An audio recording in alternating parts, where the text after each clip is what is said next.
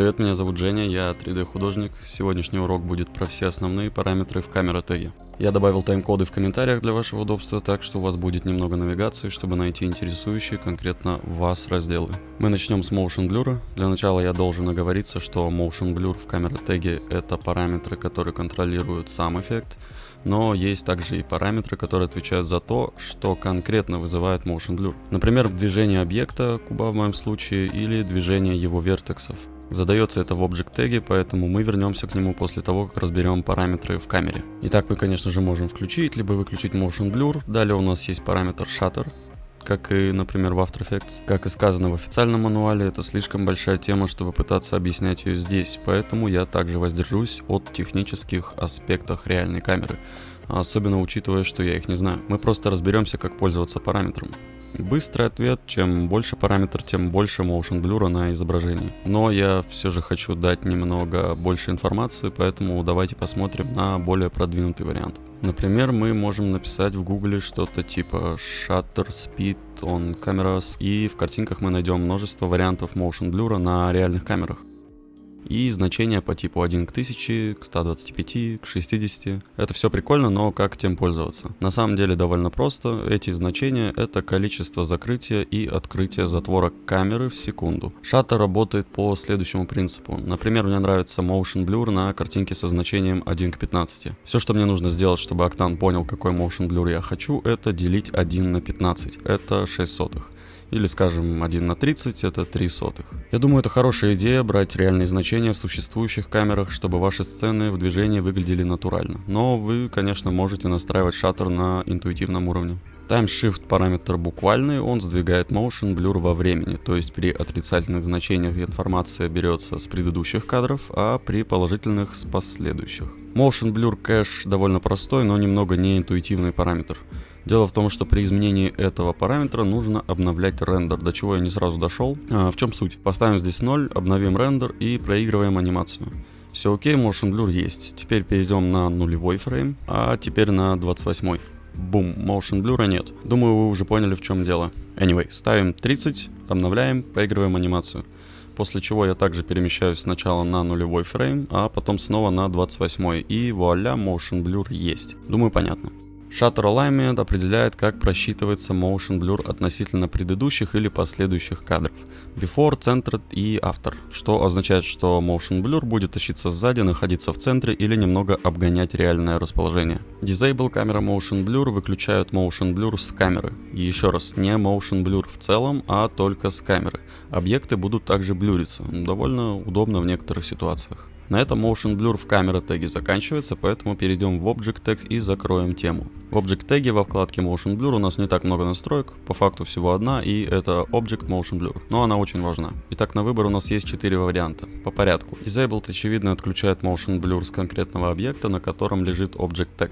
Transform нужен для размытия PSR движения, насколько я понял, Position, Rotation, Scale. Так или иначе, этот параметр позволяет добавить Motion Blur на любое движение из вкладки Coordinates, которая есть у каждого объекта. Transform Vertex. Он нужен нам для тех случаев, когда движение объекта не связано с его трансформацией через Position, Rotation или Scale. Например, наше движение — это анимированный нойз в дисплейсере. Этот пункт позволит Octane считывать не только движение объекта, но и его вертексов. Vertex Speed — это в большинстве случаев настройка для частиц, в которой вам уже понадобится указать velocity 3 осей. Я не умею пользоваться ни одним из плагинов для частиц, поэтому лишь скажу, что, например, жидкости через RealFlow, частицы с X-Particles или даже Houdini блюрить нужно этим способом. Копайте туда. Мы завершим тему на этой настройке, и я дам наводящие ссылки. В официальном мануале как раз показан пример, как добавить Motion Blur, используя плагин RealFlow. Вы даже можете скачать саму сцену. Более того, здесь также есть туториал по Transform Vertex, где вы также можете скачать тестовую сцену. И напоследок я бы посоветовал посмотреть урок от iDesign, если вы хотите изучить тему досконально. Второй раздел на очереди — это Thin Lens, и рассматривать мы будем только его. Другие типы, например, Baking или OSL, мы трогать не будем. Здесь мы найдем все про линзу в нашей камере. Начнем с замечательной галки автофокус, которая, как ни странно, занимается автофокусом. Какой бы простой она ни была, у меня есть что сказать. Я пару раз видел, как ребята ребята не понимают, почему не работает фокусировка через Peak Focus. Вы жмете, картинка обновляется, фокус не меняется. Но если вы заметили, параметр Focal Depth двигается, и да, вы, наверное, догадались, нужно просто отжать галку автофокус. Она блокирует изменение фокуса любым из способов. И раз уж мы заговорили про Peak Focus, это отличный инструмент, и если вы не знали, это именно то, как в Octane реализован самый простой способ выбрать точку фокуса. Просто жмете на Peak Focus и потом на интересующее вас место в Live Viewer. Не забудьте после этого отжать Peak Focus, чтобы случайно не сменить фокус позже. Focal Depth — это фокусное расстояние. Имея Peak Focus, новичку, возможно, может показаться, эта настройка довольно бесполезная, но на самом деле нет, ведь на ней можно ставить ключики и анимировать, что, безусловно, очень важно. Aperture, привет всем, кто любит Portal. Эта настройка непрерывно связана с f-stop, она есть не везде, но вот в Octane есть. Технически это разные вещи, но полученный результат будет единым, поэтому углубляться не буду. Чем выше значение, тем сильнее расфокус. То же самое и с f-stop, только в его случае меньшие значения дают больше блюра. Вы можете наблюдать, как они компенсируют друг друга. Важно знать, чтобы отключить расфокус Depth of Field, нам нужно указать 0 в Aperture. Aperture Aspect Ratio нужен для стрейча нашего DOF. Стандартное значение это 1, чем выше или ниже, тем сильнее DOF растягивается по оси. Далее идут 4 параметра, которые отвечают за всеми любимые боке. Итак, давайте сначала расскажу про каждый отдельно. Aperture Edge. Повышение параметра будет делать грани объектов не в фокусе четче. Довольно просто. Bokeh Side Count — это количество граней боке. Я выведу вам на экран пару примеров для понимания. Это могут быть пятиугольники, шестиугольники, даже треугольники. Вы просто вписываете количество граней. Bokeh Rotation отвечает за поворот боке на треугольниках, эффект очень хорошо заметен, я также прикреплю пример. И, наконец, Bokeh Roundness — это сглаживание углов. Тут очень важно понять, что это не то же самое, что и Aperture Edge. Я также выгоню на экран примеры. Вы можете легко понять разницу в сравнении. Bokeh Roundness сглаживает углы, а Aperture Edge сглаживает грани. Например, мы хотим получить довольно четкие пятиугольные бокешки, мы повышаем Aperture Edge, чтобы сделать боке четче. После выставляем 5 граней, а в Bokeh Roundness пишем что-нибудь типа 0,5. Готово. Pixel Aspect Ratio. Думаю, объяснять особо нет смысла, просто аспект, эффект вы видите.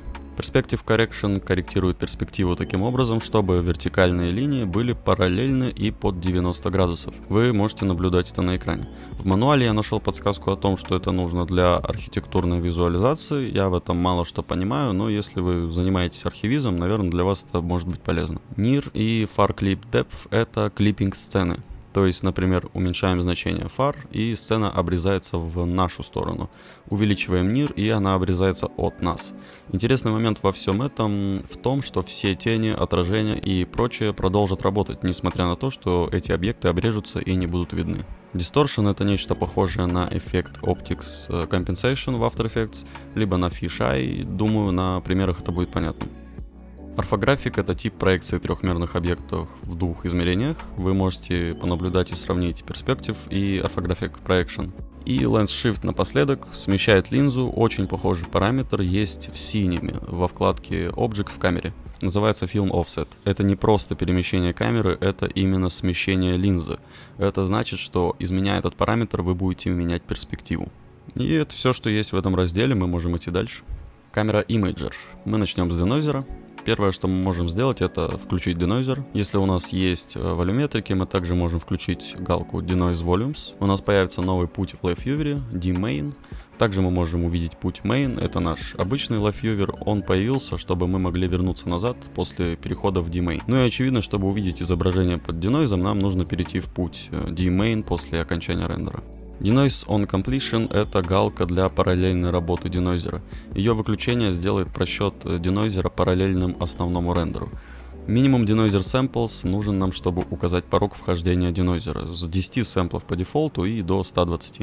Важно знать, что параметр не работает при включенной галке Denoise on Completion. Максимум Denoise Interval контролирует интервалы работы денойзера. Я, правда, не совсем понимаю, что за единицы мы указываем. Я бы подумал, что количество сэмплов, но в официальном мануале вовсе говорится об интервалах в секундах. Так или иначе, это может помочь вам в работе с контрастом вашего изображения. Видимо, денойзер может вызывать какие-то косяки в этом аспекте, и, например, в ночных сценах Atoy советует попробовать уменьшить значение, если вы заметите какие-то проблемы.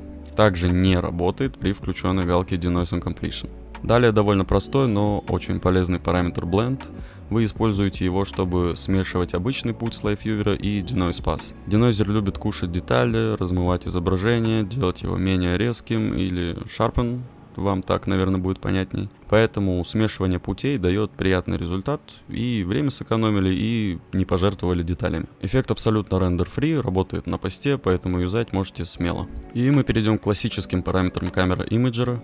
Для начала сразу разберемся, что здесь много простых параметров, которые мы не будем обсуждать. Экспозиция — это экспозиция, гамма — это гамма, виньетка — это виньетка, а saturation — это насыщенность. Про них мы говорить не будем. Начнем с Highlight Compression. Он потребуется нам во избежание клиппинга, который часто можно встретить, подгружая HDRI солнечного неба. Order определяет порядок работы, например, дефолтный Response Gamma LUT. Response — это кривые цвета камеры, если не ошибаюсь. Вы можете долго играться с этим, это довольно интересно. Важно знать нейтральные настройки визуализации картинки. В Octane 3.0.7 это был Linear в Response и Gamma 2.2. Но на данный момент в Response есть целый отдельный пресет Gamma 2.2. Также есть Gamma 1.8, sRGB и старый добрый Linear. Еще я оставлю ссылку на один из официальных мануалов, где вы можете наглядно посмотреть разницу пресетов на картинках. Neutral Response отменяет кривые цвета от пресетов Response и оставляет только кривые контраста или кривые Brightness and Darkness, как угодно. То есть ставим галочку и будем видеть нейтральную по цветам картинку, но более насыщенную или наоборот. Короче говоря, работают только кривые контраста. Можете перейти в Compare, Store Render Buffer и наглядно посмотреть сами, если вам интересно. Хорошо видно на пресете Ektachrome 100 SD. Custom Loot, да-да-да, в Octane можно подгружать луты, по дефолту их нет, поэтому придется их поискать. По запросу Free Loots найдете тонну всего. После чего жмем на кнопку с 3 точечками и указываем какой-нибудь лут. В свитке Loot Presets появятся все луты в папке, и руками больше ничего указывать не придется. Также у нас тут есть сила для контроля силы влияния, все просто. Hot Pixel Removal — хорошая настройка, которую немного вытеснил Denoiser, но она все еще актуальна. Ее предназначение — убирать светлячки с вашей сцены. Чем ниже параметр, тем сильнее. Скидывать на значения близкие к нулю никогда не стоит, но что-то типа 0.7-0.8 работает довольно хорошо. Кстати говоря, он не очень любит маленькое количество сэмплов. Если у вас есть какие-то сцены, которые вы рендерите в 32 сэмпла, могут появиться косячки. Pre-Multiplied Alpha. Довольно большая тема, я оставлю вам ссылки для более подробного изучения. Если вкратце, то выводимый альфа-канал по дефолту выглядит как RGB-A. С включенной галкой это будет R умноженное на A, G умноженное на A, B умноженное на A.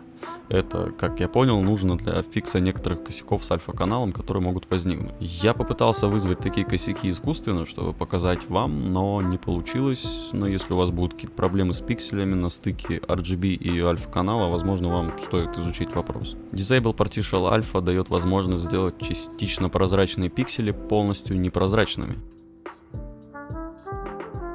Дизеринг по дефолту включен, и навряд ли вы захотите его выключать. Он фиксит нам лесенки, появляющиеся из-за слабых неконтрастных переходов от одного цвета к другому. Вы, возможно, хорошо знакомы с этим эффектом, если работали в After Effects, особенно с шейпами. Параметр добавляет в кадр рандомный невидимый шум, который разбивает паттерн, лесенки исчезают, и все прекрасно. Из-за сжатия YouTube, возможно, будет не совсем ясно, поэтому я прикреплю вам четкий пример. Эффект называется Color Bending. Saturate to White уводит очень яркие цвета в белый. Не все, конечно. Те, что, например, могут быть вызваны очень яркими источниками света, направленными на объект, или, например, отраженный свет от поверхности ядовито-насыщенного цвета. Minimum Display Samples. Здесь мы можем указать минимальное количество, с которого рендер будет обновляться. Поставим здесь 10 и подвигаем камерой. Вы можете наблюдать, как рендер обновляется с 10 сэмплов. Это не очень приятно, когда у вас мало мощности. У меня одна 1070, поэтому выглядит не очень круто. А то и советуют ставить здесь значение кратное количеству видеокарт. Если у вас 4 видеокарты, то, например, поставьте 4 или 8. И у нас на очереди финальный и, наверное, самый простой раздел — постпроцессинг. Кнопочку включить или выключить, как обычно. Bloom Power — это сила Glow свечения. Glare Power — это сила Light стриков, эффект, который вы можете наблюдать в Optical Flares в After Effects. Glare Amount — это количество видимых вам стриков. Glare Angle — для того, чтобы крутить их как вам угодно. Glare Blur, как ни странно, для блюра. Spectral Intensity — это такой некий эффект радуги. Мы можем найти подобный пресет во все том же Optical Flares или видеть что-то напоминающее в алмазе, например. Spectral Shift сдвигает цвета по радуге, если вы, скажем, хотите видеть больше красного, а может больше зеленого и так далее. Еще интересный момент в том, что этот эффект зависит и от цвета источника света. Это все, что у меня есть на эту тему. Надеюсь, был полезен, и увидимся.